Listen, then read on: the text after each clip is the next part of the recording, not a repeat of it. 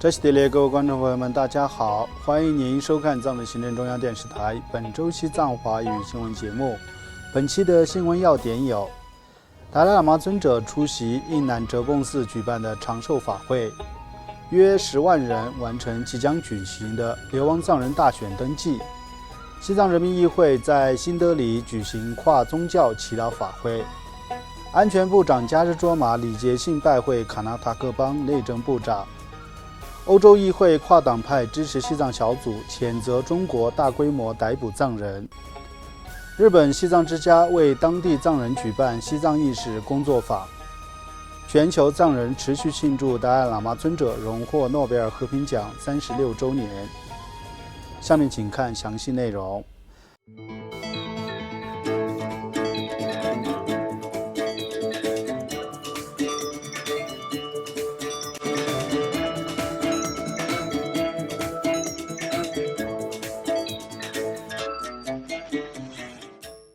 西藏亲生领袖第14世达赖喇嘛尊者于本周三12月24号在印度卡纳塔克邦孟哥德的哲蚌寺拉基大经堂出席了该寺洛瑟林学院与果芒学院共同举办的登金座大典及长寿法会。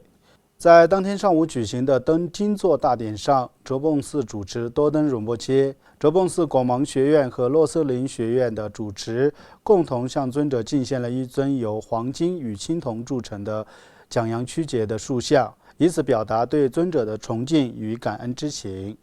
此外，大仓热多寺前主持在法会期间代表该寺僧众向达赖喇嘛尊者敬献了法轮。随后，哲蚌寺果芒学院和洛瑟林学院为达赖喇嘛尊者举行了长寿法会。哲蚌寺是由藏传佛教格鲁派创始人宗喀巴的弟子讲阳曲节扎西班丹于公元1416年创建，自第2世达赖喇嘛根敦嘉措起，历至第13世达赖喇嘛突登嘉措，历代达赖喇嘛均曾接受并登上节讲阳曲节扎西班丹的金座。此次因哲蚌寺之祈请，为延续这一传统，尊者登上法座，并欣然接受吉祥哲蚌寺赤巴之荣誉称号。包括藏传佛教各教派的代表、各寺院的主持和僧众、藏人行政中央最高法院首席大法官、西藏人民议会议长与安全部部长、部分议员以及来自世界各国的嘉宾和数千名藏人参加了法会。此外，藏人行政中央选举委员会于本周二12月23号召开新闻发布会，向媒体通报选民登记的最新进展，介绍已展开的选举宣导活动，并就即将举行的流亡藏人大选相关事宜作出说明。藏人行政中央选举委员会主席洛桑伊西在发布会上披露，截止目前共有91042名选民完成了2026年思政及第18届西藏人民议会选举的登记，其中来自印度、宁波尔和不丹的登记人数为56749人，海外登记人数为34293人。选举委员会还发布了8项补充指引，明确地方选举委员会和选举官员的行为规范，以及公众在确保选举顺利进行过程中应承担的责任。委员会同时向媒体说明，因违反流亡藏人宪章及选举委员会选举规则与条例，已决定取消2025年至2026年度思政候选人扎西多杰的投票权及参选资格。另外，西藏人民议会于上周五12月19号上午在印度首都新德里的圣雄甘地令举行跨宗教祈祷法会，隆重庆祝第14世达赖喇嘛尊者90华诞及慈悲年。议长堪布索南丹培在开幕致辞中强调，达赖喇嘛尊者毕生致力于弘扬普世责任、宗教间的和谐以及跨文化、跨国家的和平理念。在法会上，来自巴哈伊教、佛教、基督教、印度教、伊斯兰教、犹太教、帕西教和锡克教的代表分别依各自宗教传统进行祈祷，既体现了各自独特的精神传统，也象征宗教多元中的团结与相互尊重。此外，印度国会跨党派西藏论坛与西藏人民议会于上周四12月18号在新德里联合举办活动，隆重庆祝了达赖喇嘛尊者90华诞及慈悲年，并通过决议向尊者在和平、非暴力、慈悲与普世责任方面的卓越贡献与非凡遗产致敬。议长堪布索南丹培在致辞中对印度人民与政府长期以来给予藏人的坚定道义领导与慷慨支持表达了诚挚感谢，并呼吁议员们继续给予支持和声援。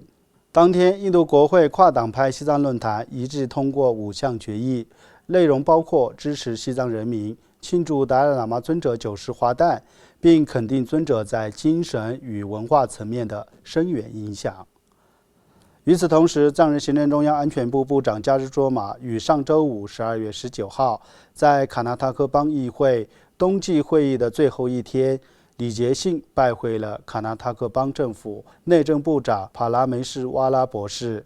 在拜会期间，加日卓玛部长对卡纳塔克邦政府长期依据印度政府2014年流亡藏人安置政策，在保障藏人难民生计、促进社区可持续发展等方面给予的持续支持表示衷心感谢。他并邀请帕拉梅什瓦拉博士访问孟哥德及达仁萨拉的藏人社区，进一步深化双方的交流与合作。帕拉梅什瓦拉博士表示，他将计划于未来数周内前往孟哥德的哲蚌寺觐见达赖喇嘛尊者，并祈请加持。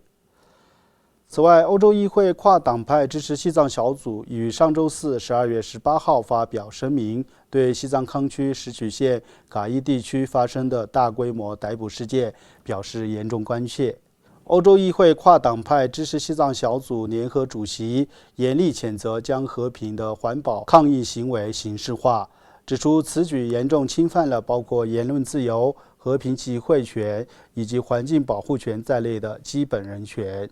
该小组还呼吁就相关镇压行动展开独立透明的调查，并敦促中国政府立即释放所有被拘押的藏人。另外，日本西藏之家于上周六12月20号为20余名居住在日本的年轻藏人举办了一场工作坊，强调积极为西藏发声及强化文化认同的重要性。藏人行政中央驻日本代表仓旺加波阿瑞亚博士在工作坊上就当前西藏境内的人权状况做了深入介绍，强调保持与西藏文化传承联系的重要性，并鼓励与会者思考如何深化藏人社区与日本社会之间的联系。活动还为参与者提供了一个反思、讨论和交流的平台，探讨如何为藏人行政中央做出积极贡献。